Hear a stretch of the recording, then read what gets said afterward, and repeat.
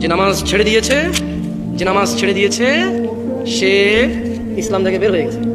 আর যে নামাজ ছাড়েনি, শত অন্যায় অবিচার পাপ থাকবে, আল্লাহর সাথে তার সাথে ক্ষমা চাইবে, আল্লাহ মাফ করবে, আর করবে না, প্রতিশ্রুতি দেবে, আবার মানুষ হিসেবে দুর্বল হয়ে যাবে, আবার আল্লাহর কাছে মাফ চাইবে, লজ্জা পাবে না, আল্লাহ আবার মাফ করবে।